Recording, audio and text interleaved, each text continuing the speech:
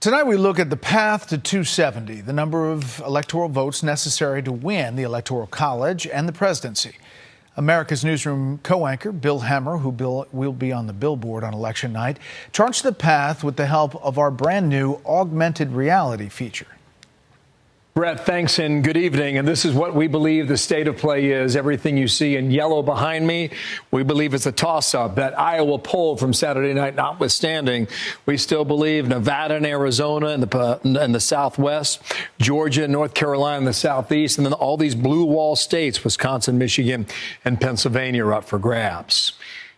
For the sake of this exercise, we believe in Nebraska, right? That one district, that one electoral vote, right now is still leaning toward the blue teams. We're going to go ahead and give Kamala Harris 226 electoral votes to Donald Trump's 219, you know, where you need to get to 270.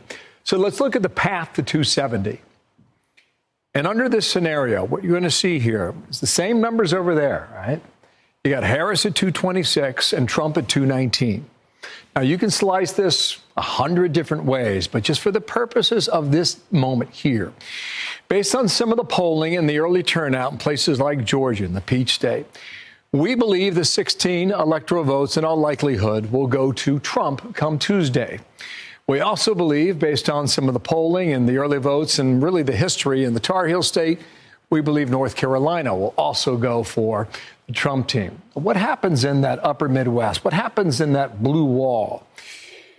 Well, they voted together just about every time going back 40 years.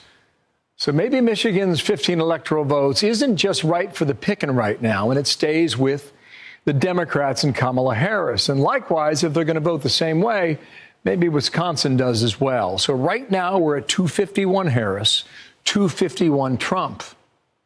So Pennsylvania's got a lot of mail-in ballots. We believe it's going to be a late night in Pennsylvania regardless, maybe into Wednesday even.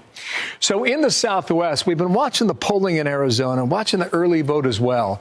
And we see some Republican strength out there. So I'll go ahead and give Arizona to Trump.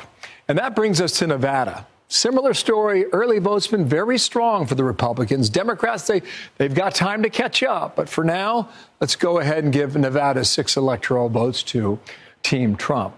And that leaves this one right here. This is the keystone state of Pennsylvania, 19 electoral votes. And under this scenario, however it comes down, will determine the next president of the United States. For Kamala Harris, she would effectively run the table perfectly, right? Upper Midwest, blue wall, Nebraska Congressional District 2. And maybe it doesn't go that way. Maybe we're in for a lot of surprises on Tuesday night. Maybe there are states out there that are not even on this graphic here, okay? They could come into play, and we're not saying they won't, but right now this is what we're dealing with based on the battleground states behind me there you saw on the map. Maybe Pennsylvania in 2016 was right for Trump, and maybe it's right for him again. And under this scenario, Donald Trump would go back to the Oval Office. Now, let's go ahead and clear this and come back over to the map and show you yet again. This is where we believe, and I'll go ahead and take Nebraska 2 off for the moment, but this is what we believe we'll be looking at with a high concentration come 48 hours from now on election night. We shall see. Brett? We shall see. A lot of what-ifs there, Bill. Thank you.